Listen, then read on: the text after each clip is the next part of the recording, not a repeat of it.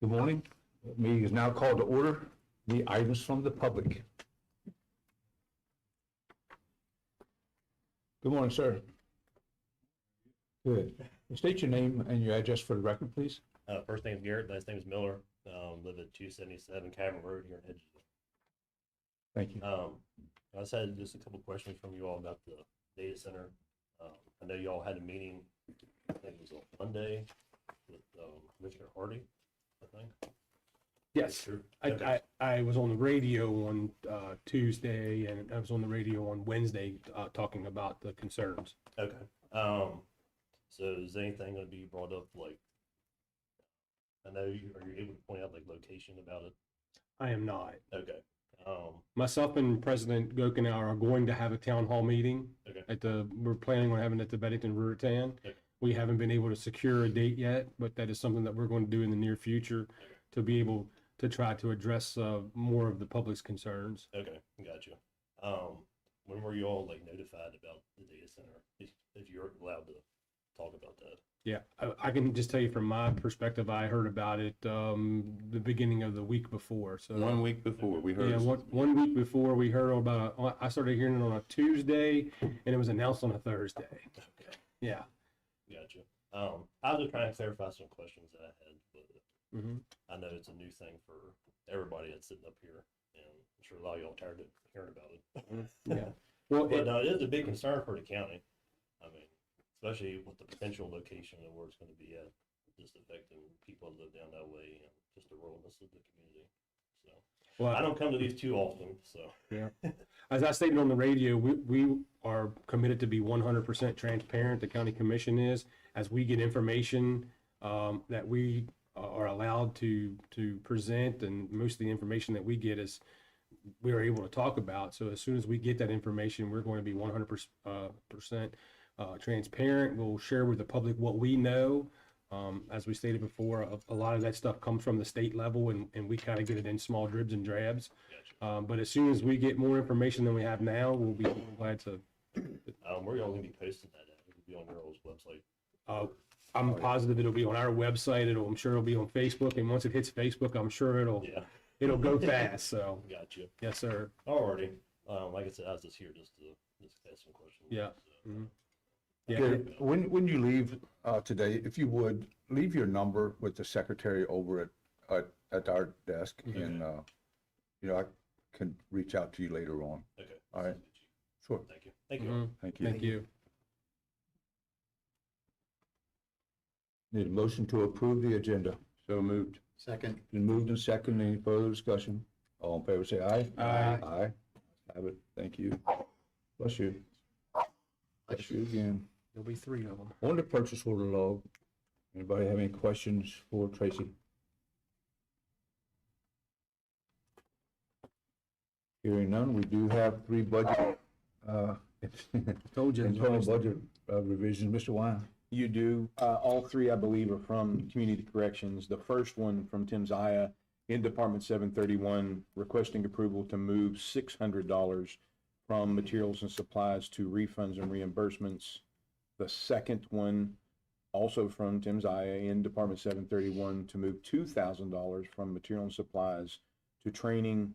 And the last one is request from Director Zaya in Department 802, I apologize, Recovery Resource, to move $500 from travel to training. Very good, thank you. Yes, sir. Change of status received from the Honorable Rob Blair, Sheriff, for John Carball to go from a Deputy Marshal Transportation Officer to a process server with an annual salary change from $48,834 to $50,000. That's effective 3/16/26. Change of status received from the Honorable Anthony Petrucci, County Clerk, for Lacey Durer, Deputy Clerk, for the completion of probationary period with an annual salary change from $40,000 to $42,000. That's effective 3/16/26. Change of status received from Martin Roberts, Fire Chief, for the following firefighter 1 to get a grade increase to firefighter 2 for completion of probationary period with an annual salary change from $62,551 to $64,602. That will be effective 3/16/26. and this is for Andrew Miller, Jesse Bly, Roger Bradford, John Dykstra, Bodie Fritz, Richard Hahn, Eduardo Hernandez, Garrison Huggins, Matthew Jones, Devin Kidwell, Cody Keefe, Daniel Miller, Ashton Shamball, Sean Stevenson, and Jed Ty. On the minutes for February the 26th, myself and Commissioner Whitaker were not present, so I do need a motion to accept those minutes for February 26th. So moved. Second. Been moved and seconded. Any further discussion? All in favor say aye. Aye. Let the record show that the President Gokenhour and Commissioner Whitaker abstained from the vote because they were not present. And March 3rd, Commissioner Whitaker was not present. Need a motion to approve those minutes. So moved. Second. It's been moved and second. Any further discussion? All in favor say aye. Aye. Aye. Ayes have it. Motion or moved, abstain due to absence, I'm sorry. Yes, sir. Let the record show Commissioner Whitaker abstained due to absence. All right. Inwood Park requisition number 5. Gary, could you go over that just?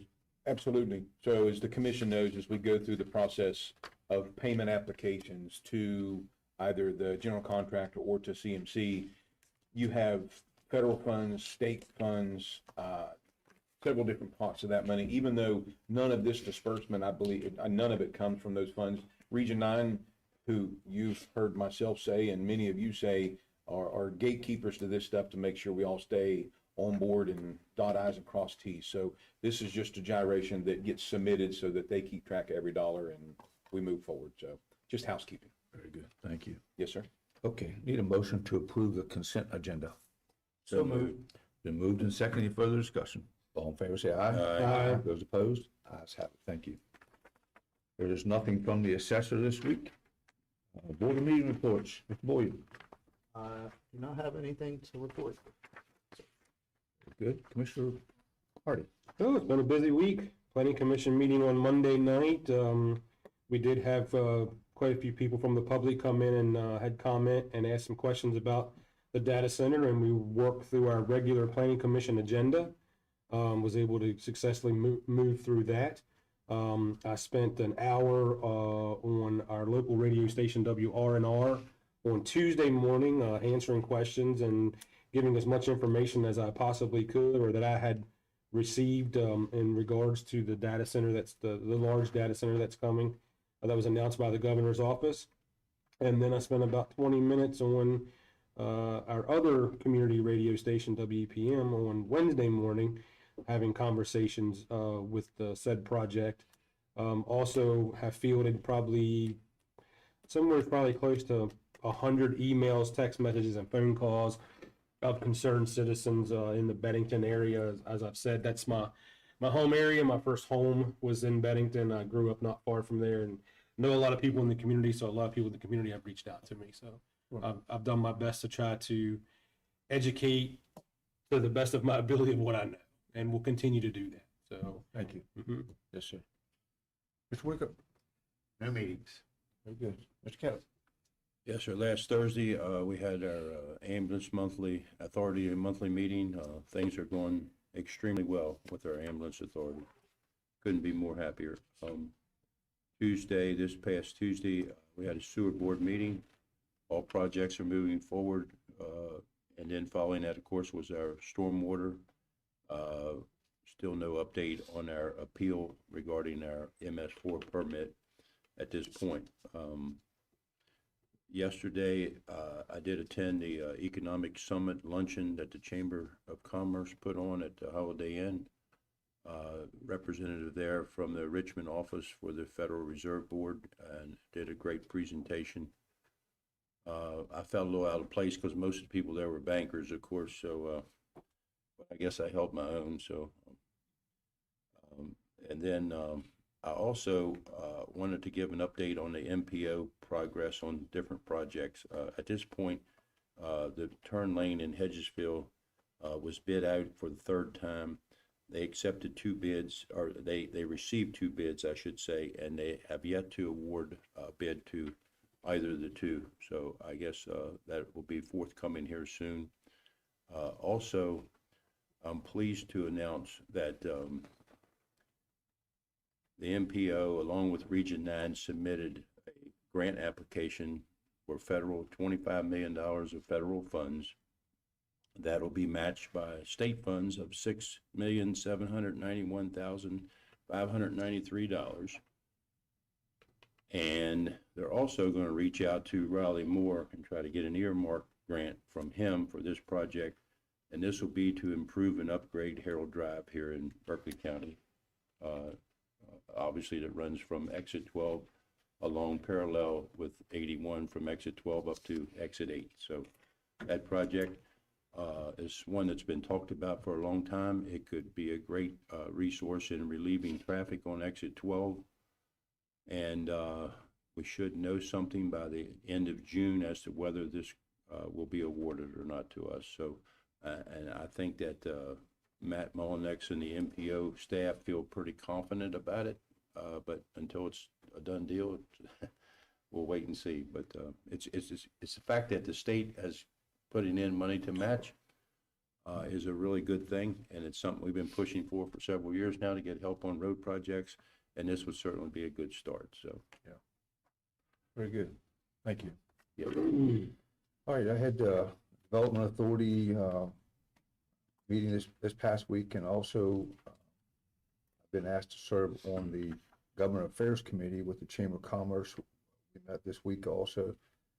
So, as John, trying to answer as many phone calls and emails as I possibly can to try and help people understand about the data centers. It's kept us all busy, that's for sure. So next up is our honorary commissioner, Anna Den. She's from St. Joe's School. Welcome. Good morning, John. Morning. Can I have you stand up here next to the flag? We'll get you all sworn in. Got a certificate here for you. Get you to stand right here. Get you to raise your right hand and say, I, Chana Den, I, Chana Din, do swear do swear that I will uphold the Constitution of the United States that I would uphold the Constitution of the United States and the Constitution of the State of West Virginia, and the Constitution of the State of West Virginia, that I will work hard to fulfill my responsibilities that I will work hard to fulfill the responsibilities of the office of Honorary Commissioner of the office of Honorary Commissioner to which I have been appointed. to which I have been appointed. So help me God. So help me God. All right, thank you very much. We have a certificate here for you, and we are thankful you are here today. We appreciate your time to come here and spend with us.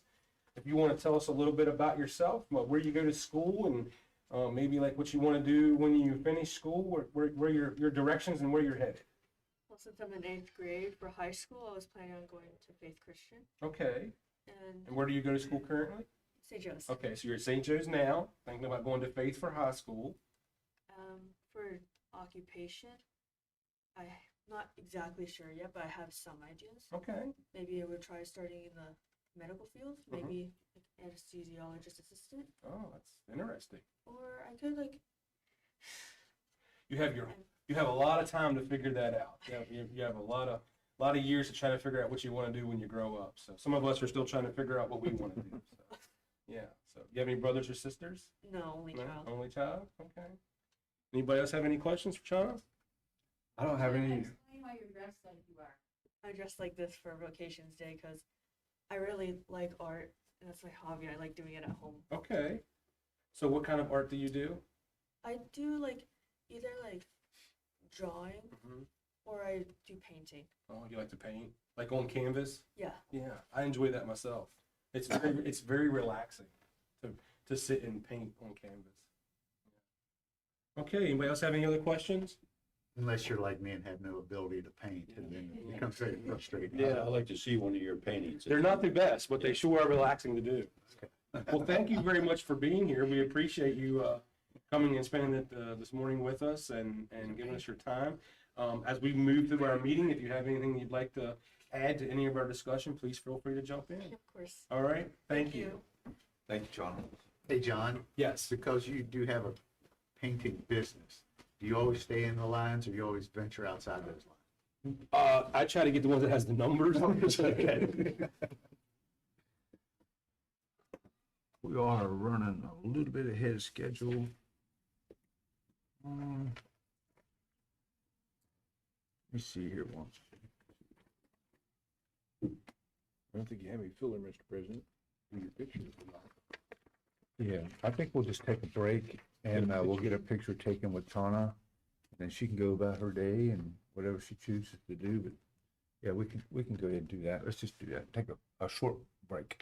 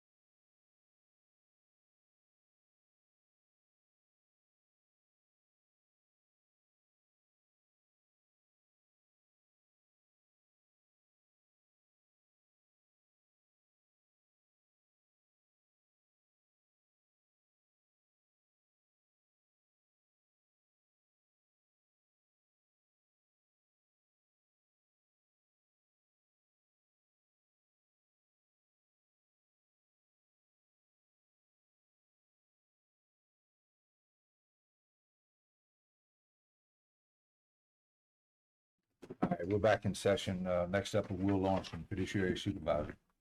Thank you, Commissioners. This morning, we have 42 estates for final or interim settlement for the month of March 2026. All estates proposed for settlement here this morning are identical to those found in your read ahead.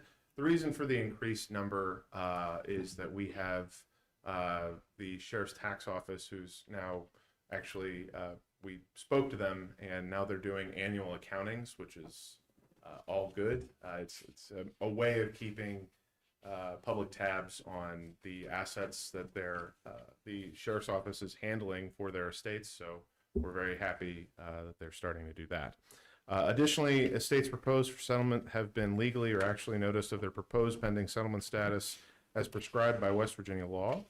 Furthermore, my office has received no written notice of objection to date from any interested parties of the estates herein.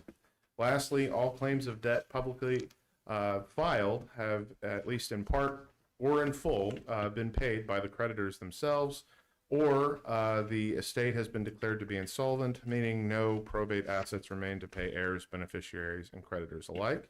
Without objection from any present interested party in the audience this morning, I ask for this Commission's consideration for the approval of the 42 estates for final or interim settlement in the month of March 2026. Very good. You've heard requests from Will to approve the 42 estate accounts for the month of March. Mr. President, I move that we approve the 42 estates from, and accounts from the month of March 2026. I second that. It's been moved in second. Any further discussion? All in favor, say aye. Aye. Aye. Those opposed? Ayes have it. Thank you, sir.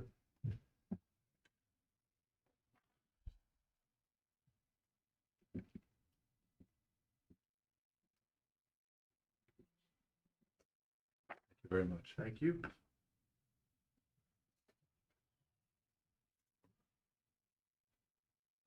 Next up is the Corey Roman, the CDBG and Home Administrator for the City of Martinsburg. Good morning, sir. Good morning, everybody. Good to see you. How are we doing? Good. Corey, remind me, CDBG, what does that stand for? That is the Community Development Block Grant, Oh, gotcha. and that program is exclusive to the city of Martinsburg. But the home program that we are here to discuss today is for the broader Eastern Panhandle. So Morgan, Berkeley, Jefferson counties, and all municipalities. So, It's done a lot of wonderful things in this community over the years. yeah, and we are continuing to expand the offerings that we offer between CDBG and home programs. As you know, CDBG historically did a lot of the park projects, which helps our bottom line, especially during this time of the year, with ever increasing needs from our parks department. So we're glad to supplant some funds there whenever we can. Good morning, and thank you for your time today. As you all just heard, my name is Corey Roman. I'm the Community Development Director for the City of Martinsburg, where I oversee the home CDBG programs and our other federally funded, as I like to call them, air quote, fun projects. So build our transportation alternative grants, and then also we have a Safe Streets for All grant that we're going to be working through. So what we're here to talk about today is the Home Investment Partnership Program, which is a federal housing initiative administered by the U.S. Department of Housing and Urban Development that provides funding to local governments to create and preserve affordable housing. Through the Eastern Panhandle Home Consortium, which includes Berkeley, Jefferson, and Morgan counties, with Martinsburg serving as the lead entity, these funds help expand homeownership opportunities and support housing stability for income-eligible households across our region. Since the consortium was formed in 2007, our region has received $10,473,776.58 in home funding. These federal dollars have been invested directly into our communities to support housing development, rehab, and home ownership programs. One of the most visible programs we operate is the Home Buyers Assistance Program. We also call that HAP, which provides down payment and closing cost assistance to qualified home buyers. And this year alone, I made a note, in Berkeley County alone, we have served 11 households, helping families overcome upfront costs and achieve homeownership. So today's hearing is an important opportunity for public input as we continue planning how these federal housing resources are used across our region. And we appreciate your participation and welcome any comments. Very good. So we do have certification of publication, as stated in your read ahead. Unless anybody has any questions for Corey right now, I need a motion to open the public hearing. I so move, Mr. President. Second? It's been moved and seconded. Any further discussion? All in favor, say aye. Aye. Ayes have it. Is there anybody from the public that would like to speak on the CBD grant, as presented by Corey? Mr. President, there's no one here to speak on behalf of the public hearing. I move to close public hearing. Second? Been properly moved and seconded to close the public hearing. All in favor, say aye. Aye. Opposed? Ayes have it. Thank you. I'd like to make one comment. I think without this program, there'd be a lot of people that could never buy their home and may have the ability to do that without the assistance of this program. And I hope it's something we'll always continue to support, and I very appreciate the city of Martinsburg taking the lead on this every year for our Eastern Panhandle to do that, Corey. So thank you all for what you do. Yes, sir. Corey, did you want to go ahead and read your resolution? I can, yes, sir. If you would, please. Thank you. Yes, sir. A resolution of the County Commission of Berkeley County, West Virginia, authorizing participation in the Eastern Panhandle Home Consortium of West Virginia for the period of July 1, 2026 to June 30, 2027. Whereas Title II of the National Affordable Housing Act of 1990 provides for the creation of the Home Investment Partnership Program, hereunto after referred to as HOME. And whereas the home regulations promulgated by the U.S. Department of Housing and Urban Development, HUD, under 24 CFR Part 92, authorizes units of general local government to enter into housing consortium cooperation agreements, and whereas there is a need throughout the Eastern Panhandle of West Virginia to provide affordable housing for the low and moderate income residents, and whereas the City of Martinsburg, County of Berkeley, Town of Hedgesville, County of Jefferson, Town of Bolivar, City of Charlestown, Corporation of Harpers Ferry, City of Ranson, Corporation of Shepherdstown, County of Morgan, Town of Bath, Town of Paw Paw, West Virginia, have formed a consortium that has been designated as a participating jurisdiction under the home program, thereby entitling the consortium to seek annual funding. And whereas the Berkeley County Commission entered into a 3-year housing consortium cooperation agreement with an annual renewal clause for participation in the home consortium for the Eastern Panhandle, and whereas the U.S. Department of Housing and Urban Development is expected to award the home consortium of the Eastern Panhandle a home grant upon request and consideration of fiscal year 26. And whereas the Berkeley County Commission recognizes the need to obtain funding for affordable housing and has identified the home program as a source of funds to meet this need. Now therefore be it resolved by the County Commission of Berkeley County that Berkeley County will cooperate with the City of Martinsburg, County of Berkeley, Town of Hedgesville, County of Jefferson, Town of Bolivar, City of Charlestown, Corporation of Harpers Ferry, City of Ranson, Corporation of Shepherdstown, Town of Bath, Town of Paw Paw, West Virginia, in a consortium for participation in the home program.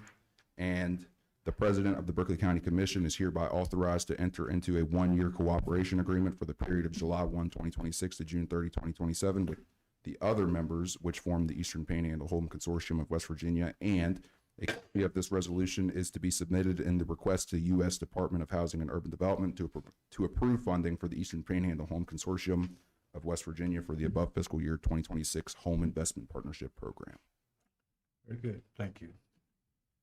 Okay, need a motion to approve the resolution. So moved. Second. Been properly moved and second to adopt the resolution as presented. All in favor, say aye. Aye. Ayes have it. Thank you very much, Corey. Thank you all. Thank you, Corey. Good to see you. Yeah, thanks for all your hard work, buddy. Thanks, y'all. You know, we're like really ahead of schedule, so I'm gonna go ahead and bring Chad up, and then we'll, after Chad's finished, and Gary, if you go over the lease, we'll keep all that moving. So, morning, Chad. Morning. Chad Weinbrenner, Deputy County Administrator, update on job description for Emergency Management Specialist. Yes, sir. So, as you are aware, about a month and a half ago, our emergency manager, who had been in that position for quite some time, took another opportunity and left the county. I've been working with Randy, kind of looking at what we need for that position, what works best. We went back to the drawing table and retooled the job description. There was some thought that having a director of emergency management and an emergency manager was a little redundant. It was kind of confusing as to where one's job stopped and the other's began. And we really talked that we needed somebody more technical and data-driven on the emergency manager specialist side, somebody who understood the nuts and bolts of FEMA and how to file the paperwork and how to really dig into the county's data to come up with mitigation plans and all the things that really make EM run. and that will leave Randy open to go and talk to all department heads and all stakeholders and get questions and bring things back to EM that then he in this position would work together to solve problems. As you know, emergency management, that's the preparatory end of our emergency services. Pretty much the rest of our emergency services are our reactionary force. So the idea is by retooling this job description and finding the right candidate to come in, just kind of shoring up that team and making them stronger so that our preparatory force in emergency management is able to give our reactionary force with all of our first responders, fire, law, EMS, 911, all the tools they need when inevitably we're going to come against large incidents that emergency management gets involved in. So before you today is a job description for your approval. It is the same pay grade. We're not changing any pays. It is retitled the Emergency Management Specialist, and some of the duties have been changed to take out any type of managerial duties and be more technical and clerical. We also added a lot of language specific to trainings that are required for that position. And I should note, we have already, in anticipation of this, gotten a job out on the street, and the response that we're getting is incredible. We are going to have a lot of applicants, a lot of very qualified applicants to go through this position. Very good. I can tell you, having worked in that office for a number of years, having somebody at that level would be very, very helpful to be able to take care of all of the programs that come through the state. It becomes very technical, and like the tier 2 reports and the threat assessments and all these things that have deadlines that have to be met in order to, number one, make yourself as good as you can be, but also number two, to qualify for the state, for any assistance that we get from them. So I know that this position is needed, and I appreciate your efforts that you put into creating the job description. Anybody? Yeah, so Chad, it seems like the role of this job has changed quite a bit from what it was before. It seems like it's a bit more on the technical side, and will probably be more paperwork shuffling, making sure that we are dotting the i's, crossing the t's, and not leaving any money on the table. Yes, sir. With that being said, what change in payroll status, and my question is, what does this cost the taxpayer? So going from the position that we had to this new position, or the same position but with a new job description, and it's going to be a little more technical than what the last position was, what is the cost of the taxpayers in reshuffling the pay scale? There's no cost. We've not changed the pay scale. We're leaving this at the same grade. And the thought behind that was the emergency manager, while had a managerial title, was required to do all of these things as well. We're just changing the job to be more reflective that it's not a management position, it's a technical position. So we left that pay scale the same, and the funding for the position has never moved. So this wouldn't be any. Well, I think it's important to recognize that we have changed the abilities or what this job title will do, but we've kept the monetary cost to the taxpayers the same. All right, anybody else have anything? Okay. Need a motion to approve the job description for an emergency management specialist. So moved. A second? Been properly moved and second. Any further discussion? All in favor, say aye. Aye. Those opposed? Ayes have it. Thank you, Chair. Thank you. Thank you, Chad. Hey, Gary, Chamber of Commerce lease.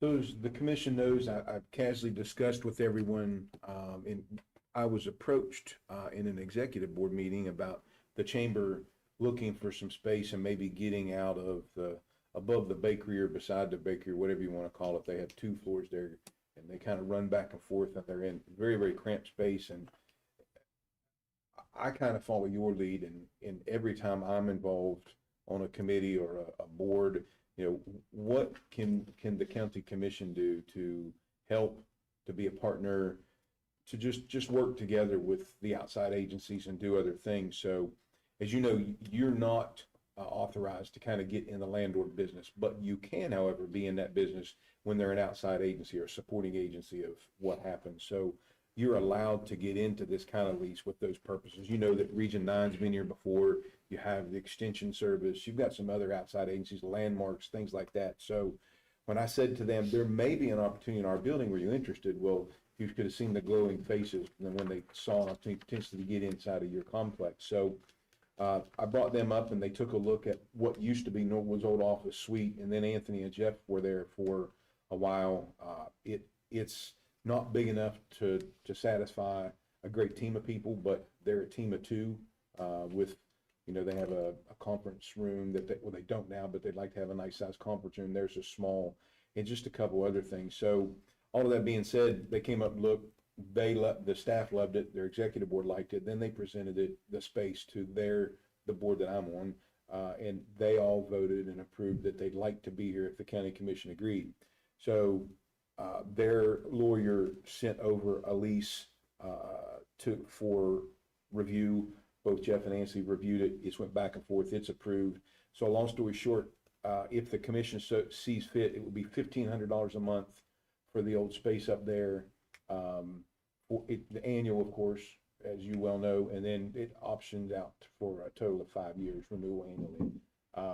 And just let you be a good partner with a good group of folks that are trying to do good things in downtown Martinsburg, and what a better place than right in your complex. They were very excited yesterday and talking to me about this vote today, and really are excited about moving here if we approve it. And I think it's a wonderful thing to do and the right thing to do. And I'm ready to make that motion if you want it to happen. So. Yeah, the Chamber of Commerce is a wonderful organization. I try to go to Leadership Berkeley when they go to Charleston every year. I enjoy that time with them. I think it's exciting to have them in our building. That's the kind of foot traffic that you're looking for. Just a few questions. I know that their lease is a 5-year lease, and we talked about the rate of what that would be. Any upgrades or remodels or anything that has to be done to make that suite and that space work for them will be done by them and paid for by them. So this is no cost to the county to move them here or remodel that space. They're going to take care of all that on their end. And I should have mentioned also in the document, it allows them, it retros the date where they could actually start that construction until March 1st. So they want to get done and get here as soon as their other lease expires. So there's literally no cost to the taxpayers for this. They'll cover their own costs, and you'll net a little bit of income out of it.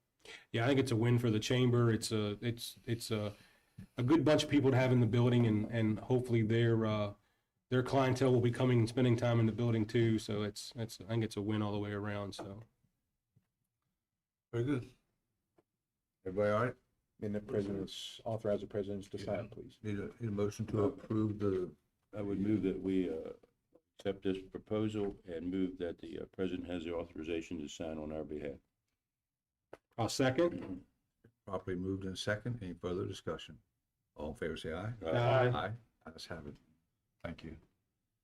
All right, if you don't mind, I'm gonna move things just a little bit because we got a gentleman that would like to speak under public comment, but I don't want him to have to sit here another half of an hour for no good reason. Yeah, we're good. All right. Well, actually, We can move. items from the public. Let's come on up, sir, and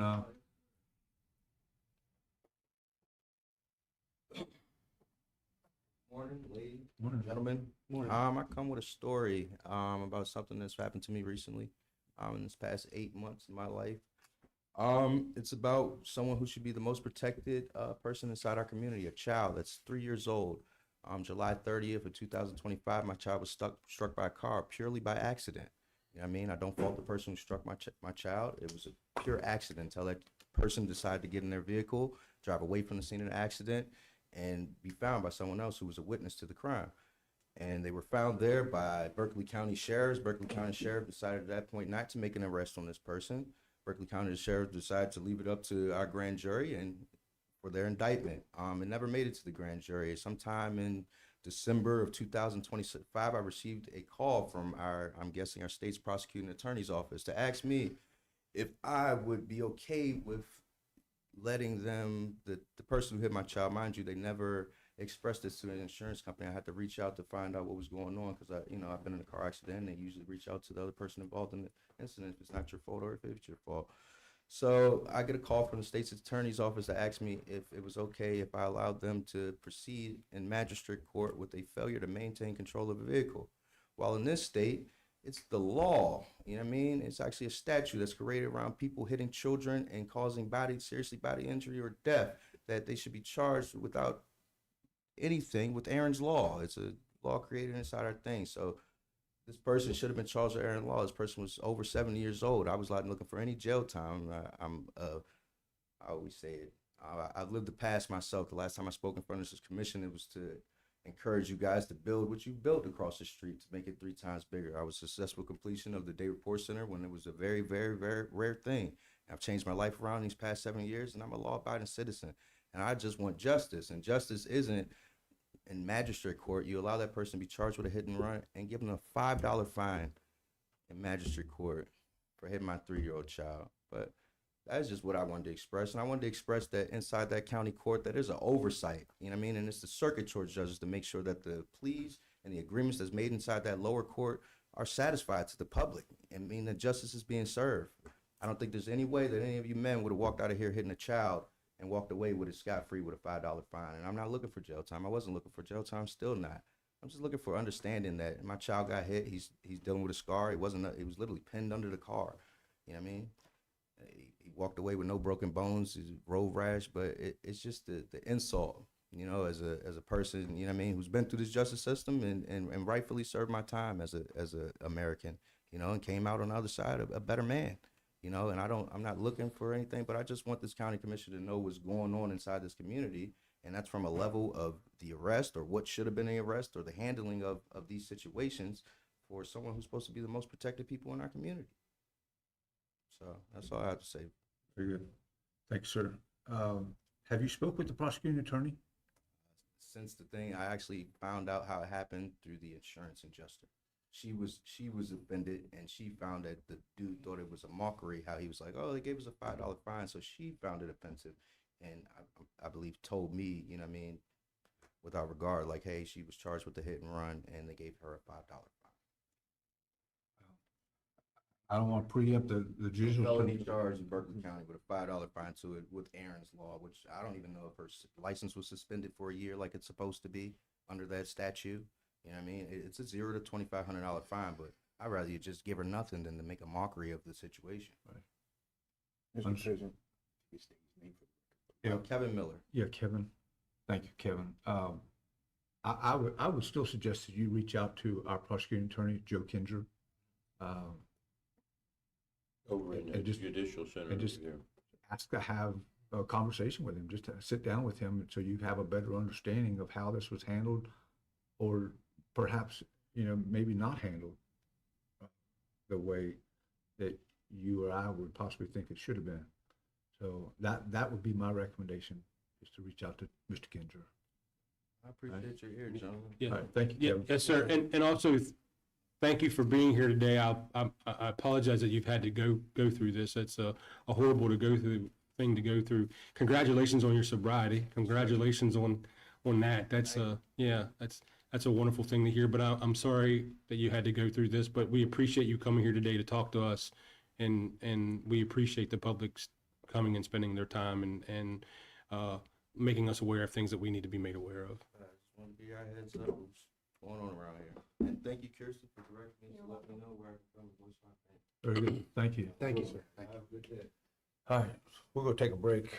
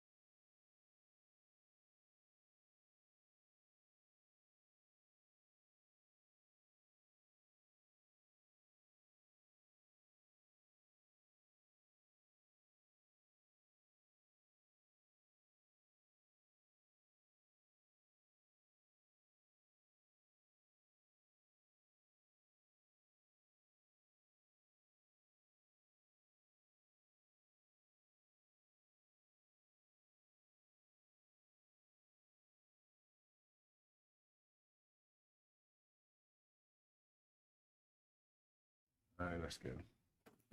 We're back in session. Next up, interview for Fire Board, Josh Lee.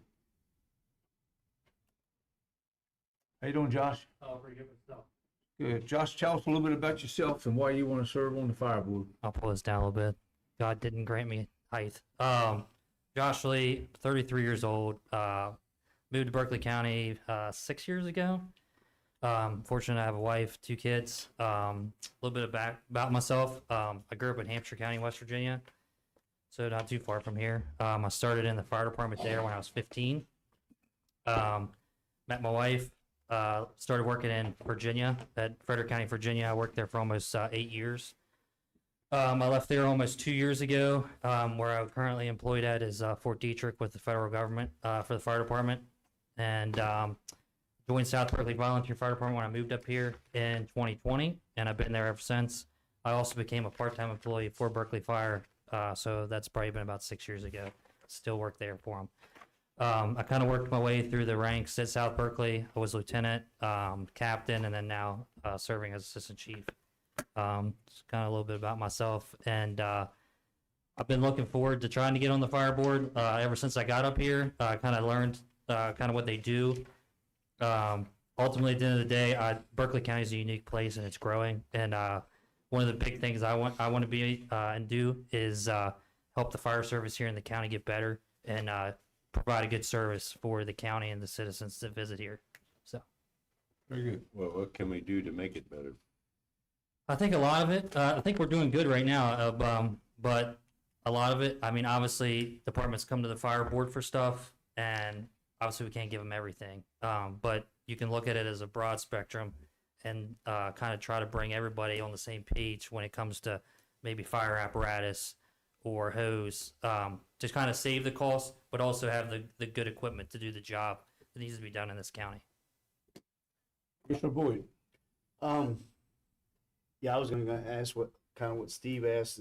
Is there anything that you see that you may need to be changed, or what you'd like to see changed if you were appointed to this board? Definitely, like I said, one of the biggest things that I've seen since I've been in the county, and luckily I've worked in different counties, so I've kind of got to see different ways that stuff's done, is uniformed across the county. And like I said, like when it comes to apparatus, like having a county spec or versus everybody running the same hose and stuff like that. And ultimately, when you do that, I mean, it kind of drives the cost down a little bit because you're buying bulk compared to somebody buying this, somebody buying that. But that would just be one of the suggestions. Makes sense. Mr. Hardy. Yeah, my question would be, what is your vision for the fire board? Where do you see the fire board in the next 5-10 years? Just let me know what you think, where we should be in the next 5 to 10 years. I mean, hopefully the fire board does have an important role, obviously, in this county. The citizens are paying a fire fee. I feel like we owe it to the citizens to spend the money correctly and do the right thing for the county and for the citizens. Like I said, I think the fire board's done good, and it seems like it's gotten better over the last couple of years just from my time in Berkeley County. But going forward, I mean, like I said, just working together with the people on the fire board, doing your research and figuring out, like, obviously everybody wants different things, but we can't give that at the end of the day. And doing your research and maybe doing, like I said, bulk orders compared to and stuff like that, and unified apparatus like specs. And I know that the fire board did fund some of the money towards staffing for the county, which was a huge step. I'm grateful as a citizen of this county that we have 24-hour staffing now. And that's something maybe in the future that we may have to revisit. The county is obviously not getting any smaller, and it's going to have to get bigger. So you're obviously going to have to staff more people in firehouses, stuff like that. Thank you. Yep. Thank you for your willingness to come in. Appreciate it. Mr. Whitaker. Not really any questions. I've served on the board some myself, but of course the mainstay of the board, or I should say the one with the most knowledge, is sitting right there beside us. So Right. I'll always take heed to somebody that knows a lot more about me, and if he has any questions, I kind of listen to what the answers are. So Okay. I don't have anything personally, but Appreciate thank you it. for Yes, sir. wanting to volunteer. So. Mr. Keller. You say you're the chief now at South Berkeley? Assistant chief, Assistant chief. Yep. Yeah, the chief is Matt Grimley. Grimmer. And then Brad Wright's the deputy chief. what do you think is the greatest need for South Berkeley Station? Luckily we're fortunate. We just got a brand new fire truck. So I was fortunate enough that I was able to sit on that spec and do the spec for that fire engine. Obviously on that end of it, I think we're doing pretty well right now. Again, I'm fortunate that we have 24-hour staffing now. That makes it huge. It's very helpful for me as an officer of the department, where I can kind of take away from the stuff that I did before, like getting up at night to run calls. And I'm not saying I don't run calls, but and I can focus on other things like trying to get the guys the equipment that they need for the department. Dealing with different stuff that comes up with the fire department, because every day it's something different. But also too, and keeping up with maintenance and stuff like that. So in order to me being there at the fire department now more with the 24-hour staffing is huge, and I mean it actually makes our job a lot easier. But I think we're doing pretty well down there. Like I said, we're fortunate that the fire board gave us money to buy a new apparatus, and hopefully we'll have it in service here soon. Do you get involved in any of the training of the volunteers? I do. Yep. I was at one of their meetings a few months ago. I don't know if you were there or not. No, unfortunately, I was at work when that meeting was going on. I was amazed how young they were. Of course, I'm so old. People that look young to me may be older than I think they are. Right. But Steve thinks I'm 12. yeah.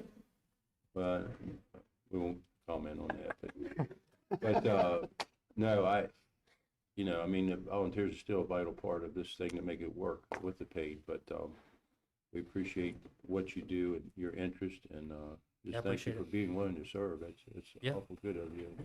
You sound like you got a pretty good grasp of the knowledge of what's going on, and hopefully it'll be a very positive thing if you end up on there. So yeah. Like I said, I'm fortunate to call this county my home now. So yeah, we appreciate your interest. Thank you. I appreciate it. Thank you. Josh, you understand that the fire board is the administrative, financial side. Right. And even though I have sometimes some very strong feelings about how things should be operational in this role, that's not it. No, you gotta kind of have a neutral ground. Yeah. So those chiefs obviously are still in charge of their departments.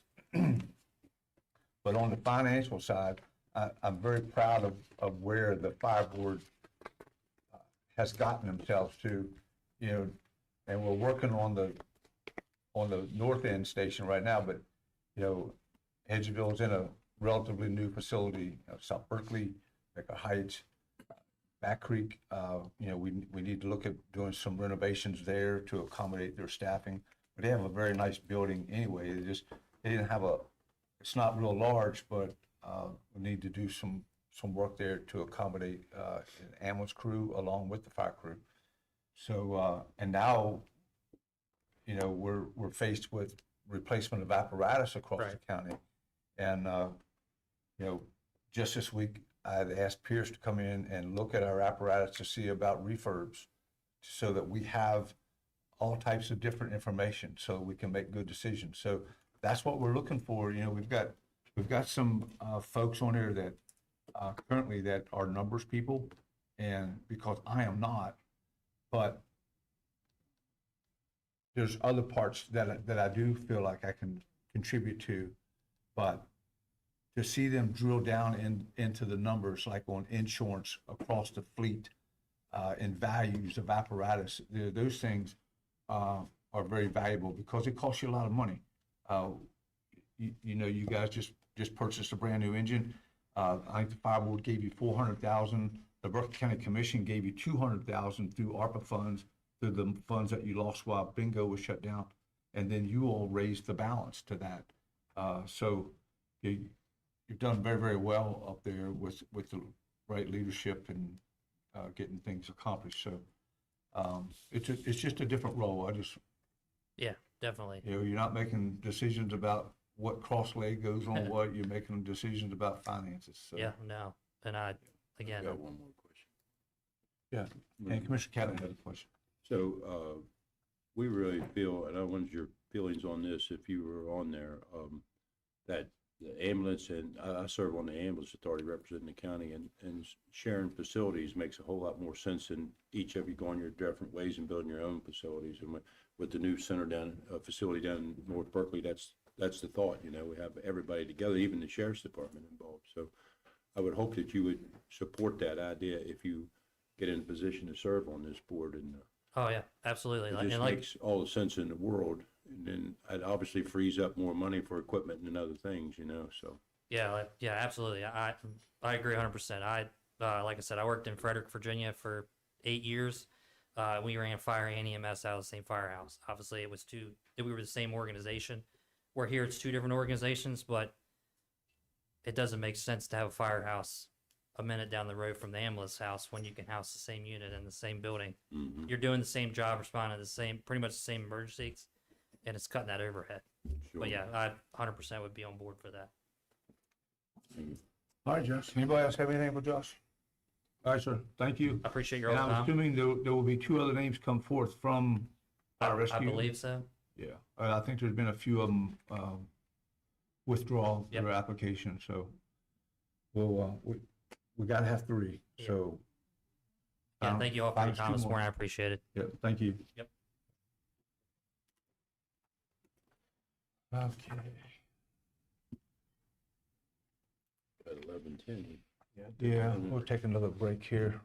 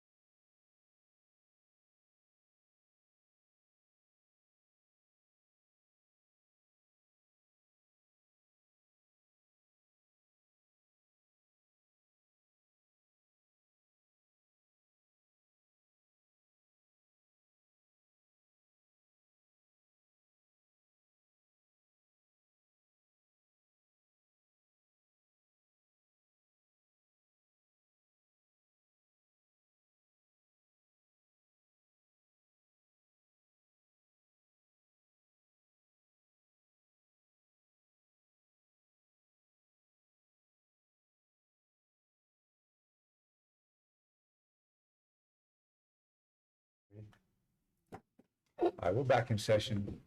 That door unlocked. Well, thank everybody for coming today as we go through our budget. I guess, Department head. yeah, well. They may not. The best thing to do is start on the revenue side. And our real estate property taxes raised by 8% across the county, the values, and with the new properties that came on, you know, they wait a year and then the next year is actually when it's collected. But that 8% equates to $2,545,565 of additional revenue into the budget. You know, last year we operated on a $54,397,403 budget. The new budget will be $57,210,210,015. But is there anything else you want to add on the revenues? No, I think it's important that you did in fact suffer revenue loss in some areas, like your cable franchise fee, you have some projected loss on some other revenue accounts that I think it's important for everyone that has a team here and is also for the public to understand is, you know, in a growing county from a population standpoint, your revenue absolutely positively doesn't hold up to the demands that the five of you see on your monies, and the president will go through them here in a minute. But you know, you had $64,662,260 worth of requests, and as the president just said, there's $57,400,715 available. Thank you, Mr. President. Yeah. One area to note is that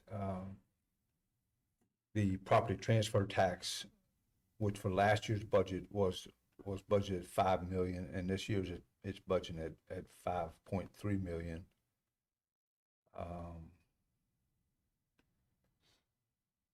For the most part,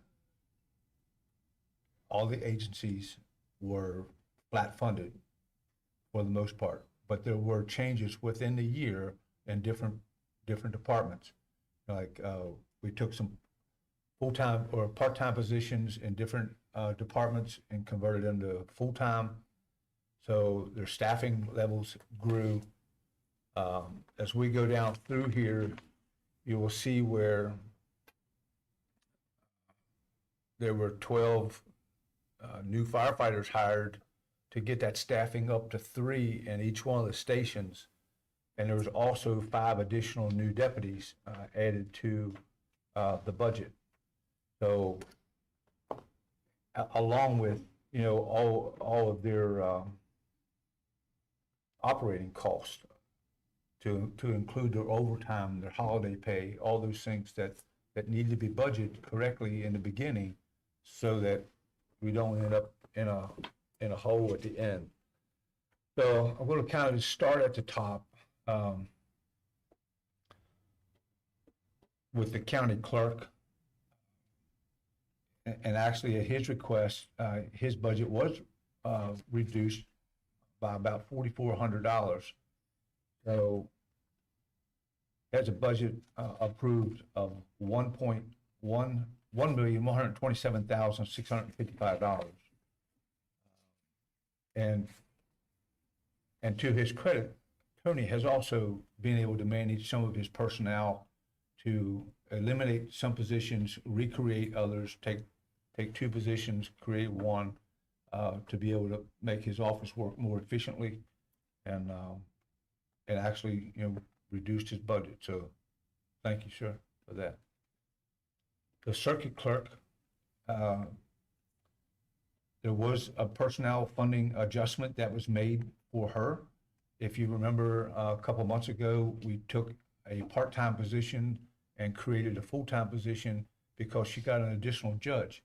So her demands increased as well as every one of your all's, and she was, the first year she was able to hang on enough to finally get to the point where we could help her a little bit. So just because of our growth, everybody kind of feels the pain, but we were able to get her the additional staff that she needed for that particular judge. As far as the sheriff's tax office, once again, the sheriff did some management there with his personnel. The original budget was $858,054. The current budget will be $899,979 with increase of $41,925. Prosecuting attorney, Joe stayed flat at $3,061,099. The assessor actually reduced his budget by $37,810, and Larry was also able to manage his personnel and actually was able to save taxpayer money. The statewide computer network, that's what our finance and the assessor's office. That's just the assessor's office. Yeah, the assessor's office uses, that's at $403,500. Sheriff tax processing stayed flat at $212,000. Judiciary, 301,827.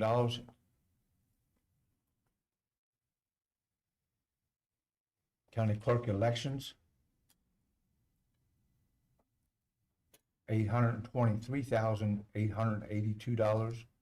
And I know that you were, once again, Mr. Petrucci, able to manage your personnel to create your staffing levels at the level that you need.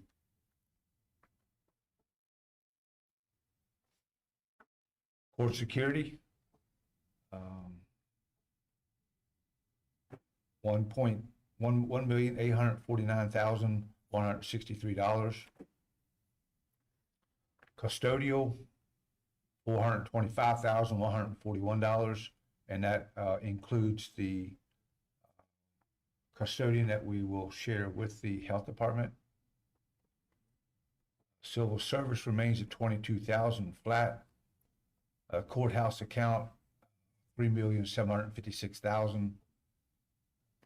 I anticipate that one taking a little bit more of a hit this year because of fuel prices have gone up in the last week or so dramatically, and that's the account where the fuel and stuff are paid for.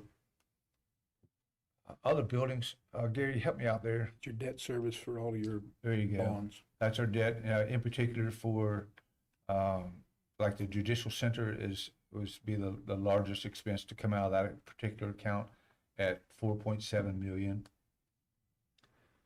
Data processing,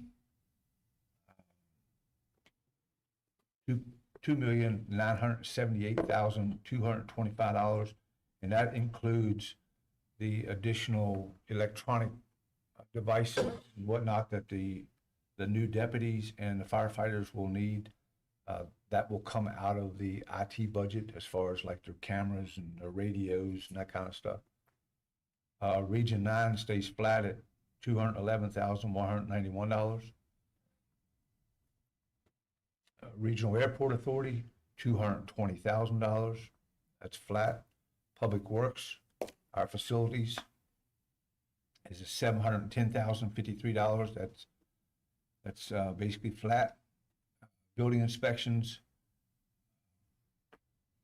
actually Brian reduced his budget a little bit. He backed it down to $848,656.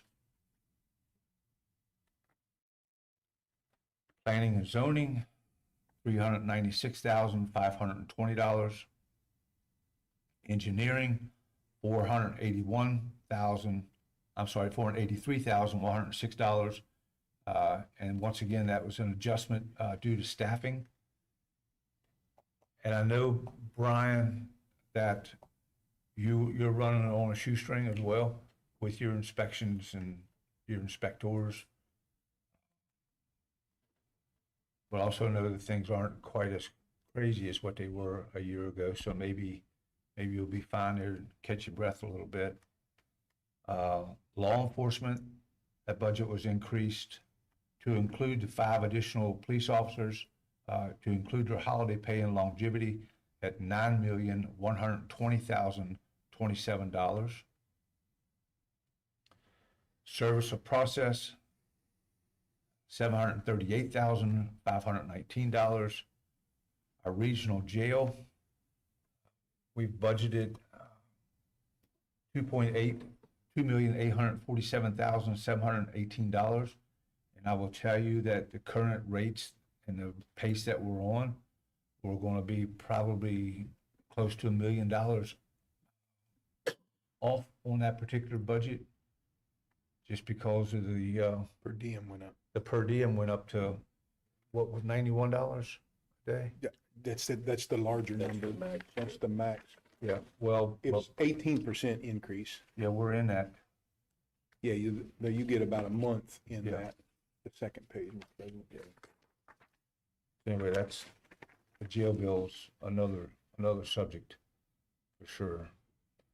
Home confinement, $927,537.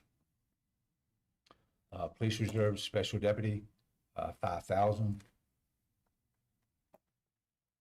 Emergency services, this is Randy's office, operating costs for Office of Emergency Management, $10,250. Communication Center, $500,000. Fires, $5,086,170, and that includes the 12 additional firefighters that have been hired and are going through their academy right now. The animal warden budget has been reduced to $548,230. That's $2,366 less. Central garage, $346,398. Day report center, $4,575,793. $4,575,793. Community alternative to violence, $10,000.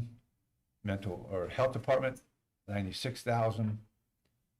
Mental health, $713,631. Solid Waste Authority, $50,000. Martinsburg Parks and Rec, $1 million.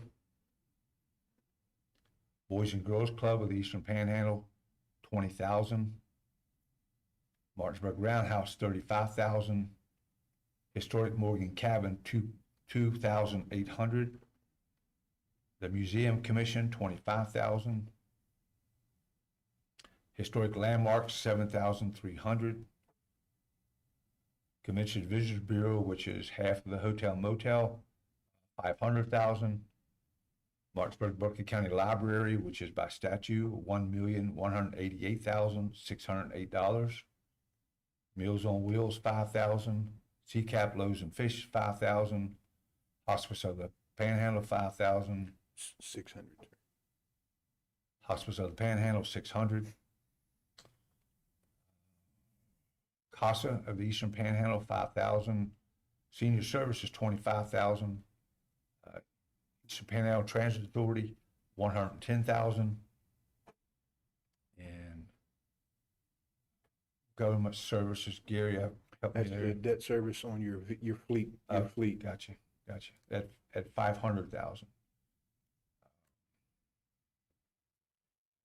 I've run down there, and I know that you've spent a tremendous amount of time on this, and if you would, fill in the gaps that I missed and things that you want to explain.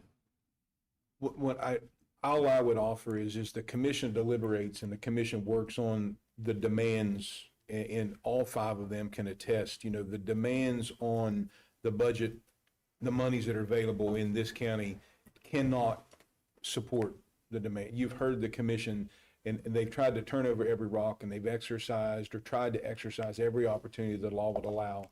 That they're working on bills with the legislature that would offer public safety tax, that they've got other changes in the local economy. You see good and bad going on with data centers locally. Realize that's another opportunity for the commission to fund the outside agencies as well as the departments and everyone else. So I can offer for these folks, and I'm sure they'll say it here also, is they work very hard to fund what they can. The president missed the very first one. He just considers the county clerk as the most important person here, but the very first one is the county commission, and it was flat funded also at $2,019,976. So, Mr. President, I'll turn it back to you and let the commission themselves speak, but it is what it is. One thing that I'll mention for the commission is that they do all of this another year without raising the levy rate on the property owners in Berkeley County. That's past 10 years now that this body has worked very, very hard to not raise the levy rate. Sure, people's taxes increase. That's because the value of the property they own increase. But the Berkeley County Commission has not yet again raised the levy rate and continues to do what it tries to do and needs to do within the means available. Yeah, and there's a very difficult balance between the revenues that you have available and the demands that we know are there. We absolutely understand everybody's request, but also at the same time, keeping the taxpayer in mind, and more particular, I mean, just not all taxpayers, but we all look at our seniors, even though Steve and I guess are considered seniors, but I look at that 85 to 90-year-old widow or widower that now has one income coming into their home, and for us to sit there and say, well, we'll just raise this, we'll raise that, that this commission is committed as strong as we can be to protecting the taxpayer, especially those ones that are the more so vulnerable, that everything around them continues to rise, but perhaps their Social Security or their pension does not. And I just hate to see us in a point where we tax our residents out of their homes, because that is not what our intent is. And that's the reason, as Gary mentioned, that there's no appetite to raise the levy rate strictly because of those folks that I just mentioned. And I open up the floor to any commissioners, any comments you want to make about our budget. Well, I would agree. It's very difficult to strike a balance. I mean, it is a balance. We need to, fully fund our government and meet our local government and meet the obligations that we need to meet, taking care of our police, fire, EMS, 911, and all of the things it takes to make a local government run, to take care of its citizens and its taxpayers. There's that balance to strike to make sure that we're not overtaxing our taxpayers. As Mr. Wine said, people see their property taxes rising, but understand that that's not due to anything that we've done here. People's values of their homes have been on the rise. And that really does put our seniors and some of our older population in a really tight spot.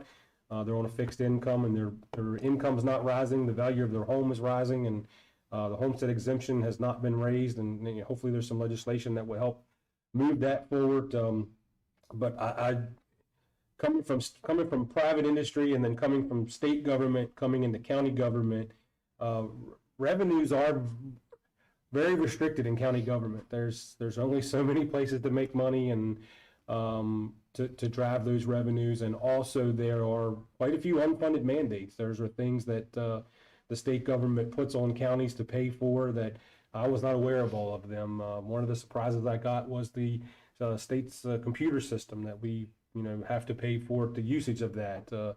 It's quite expensive and was raised rather largely last year with not a lot of warning. 300%. Yeah, the 300% increase in that. What we're 400,000 now. what we're tasked to pay in our jail bills, you know, some of the money that statutorily automatically comes out of the taxes. So it really is a hard balance to strike, and to being able to manage your local county government to right size, but also not to overtax. So we've had some very deep discussions, and you know, we haven't always agreed on everything, but you know, we all of us are passionate and we work very hard, and I wish we could do more for some of our agencies. I will tell you that in my opinion, that every person that's sitting up here is sitting up here for the right reasons. We're trying to do the absolute best that we can for Berkeley County, and we'll continue to do that. And we appreciate every one of our agency heads, everyone that works for us, works with us. I try to tell everybody in this building we're all a team. We're all trying to pull this rope in the same direction, and we all continue to work together. So, Thank you, John. I want to clarify the Parks and Rec budget, because I usually get blamed for that if it goes too high, which it's not. It's too low, to be honest with you. I've fought that battle for many years. Of that $1 million, half of it's a hotel motel tax, which is restricted to very few uses. So CVB gets half of it, the park system gets the other half. So if you take the additional 500,000 in addition to that to fund our parks, which we own, the county owns our parks, and we're growing a new park in Inwood. We grew one in Spring Mills at Hoax Run, and we added responsibility to the park system for the Stonebridge, Peckin Creek area as well. We're only spending 1.7% of our budget.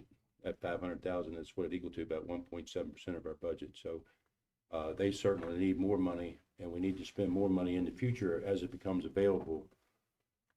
But I think we've done a really good job in addressing the critical areas, the sheriff's department, our fire department, certainly. We have taken care of those needs, and certainly our ambulance authority. Now, that budget doesn't go through our funds here, but that's over $9 million too, and they're self-sustained, and they do a terrific job.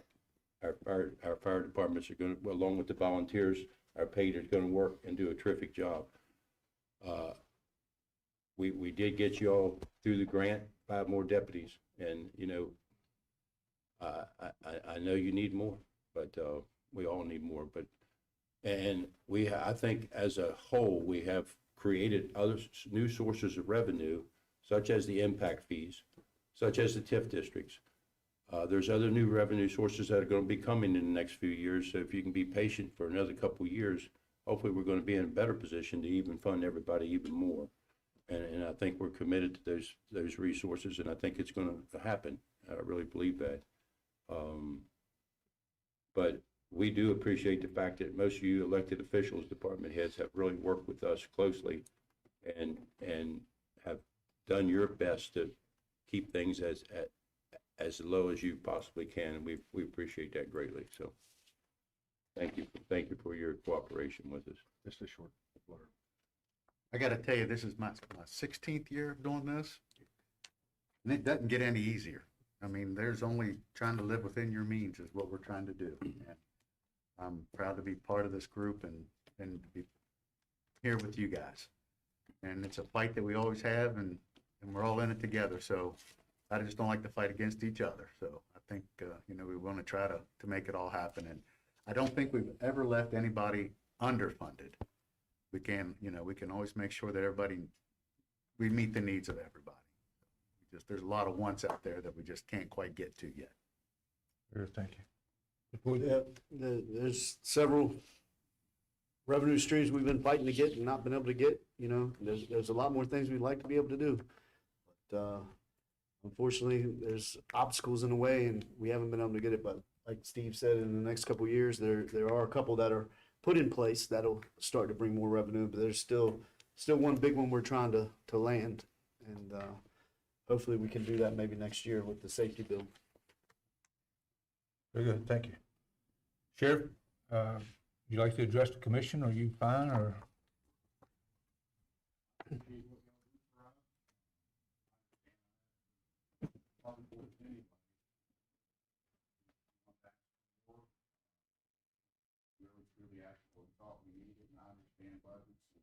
but I appreciate what you allocated for us. I know, we do work well together. Whitaker said, I appreciate you all. Never been turned away when I called over the past year with a question. You guys were always willing to listen, but I have my own budget in my life and try to live within those means, and I fully understand. But I'm committed to work with you all through the legislature, try to talk and maybe sense into them and some of the things we're trying to get them to do. And you've been there, sir, you know.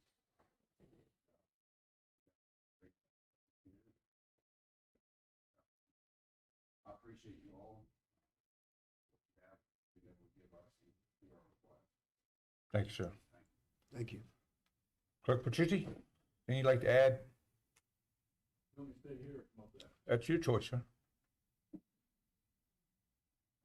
Pleasure to you, fellas.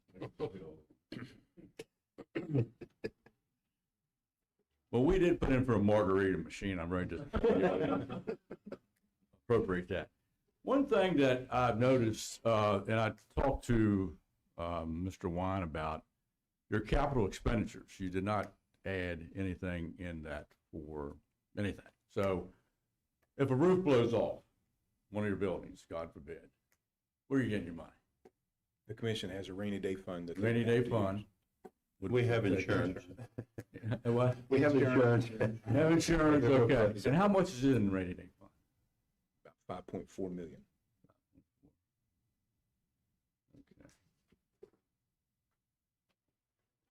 That was, as we talked the other day, and I know Mr. Whitaker has been, when I was on this commission, that was one way you could keep the levy rate down, is on your capital expenditures. We had so many other commissioners that were on the bench, other than Jim, was very conservative, that had 10 different things they wanted to do. And there's just no way. I mean, you were talking millions of dollars. So, you know, we decreased a lot of that to meet the needs of the levy rate to be low. That was one way that we looked at that. In your mind coming up for next year, do you think about raises for employees for next fiscal bill? Sure we will. We thought about it this year. Yeah. I mean, during the year when things are looking good and you'll be thinking about that. This commission and honestly, the previous commission made tremendous investments in our employees. Absolutely. And that can't be lost. Right. We have to be able to pay our folks a good wage where they can raise a family here. So absolutely, we'll be looking at that. And you have. Yeah. I just, I know you, before I come along, there was a 10, there was a 15, and I think last year you did 5. You know, when you don't do one and maybe next year you don't do anything, you know how that goes. Sure. It gets a little bit sticky with people, and you want to keep good people and you don't want to lose them. And I'm in pretty good shape. I'm just speaking as a whole. Most of my employees do well, and I think they're at a good rate. That's sort of my goal, to keep people around so they know what they're doing, instead of leaving all the time. So I think that was all the questions I had, was the raises and the nonprofits. How much we have on that, on your nonprofits? How much money is given away? I don't have it all totaled up separately. Roughly $190,700. On just nonprofits? Non-outside agencies. Now, they fund the airport and transit authority and stuff, but just nonprofits, roughly 190. Okay. Roughly. Okay, I appreciate it, and thanks for everything you do for our. Most of that was out of coal severance, right, Gary? It is, most of that is out of coal severance, yes, sir. Yeah, that doesn't include Parks and Rec. Has that been going up, coal severance? No, it's actually been going down. It's dropped. A little over 200,000 at best is all we Yeah. get. And there was just another tax cut Yeah. proposed in the legislature on metallurgic coal. They don't make much money off steam coal, where steam coal was kind of, there's much easier and cheaper steam coal to go get out in Wisconsin. So our steam coal is not doesn't draw the money that it does. Our metallurgic coal is some of the best metallurgic coal in the world, but they just dropped the tax with the severance tax on that. Well, since I've been here, you fellows, and especially, as I hate to say this, Mr. Wine, he's been very, very helpful with our election, especially when we have issues or any time. So I can't ask for anything better than that. And he's told me no at times, and that's fine. We agree to disagree. So thank you very much. Thank you, Thank sir. you, sir.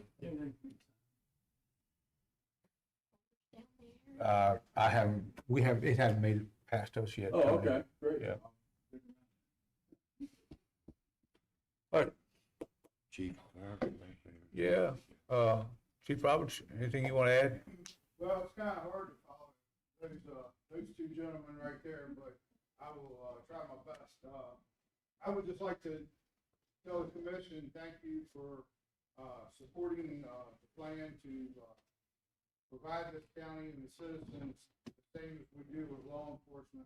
Also ensuring that when someone calls 911 and has a fire emergency, that we have a fire engine responding immediately to their needs. And we are making tremendous strides.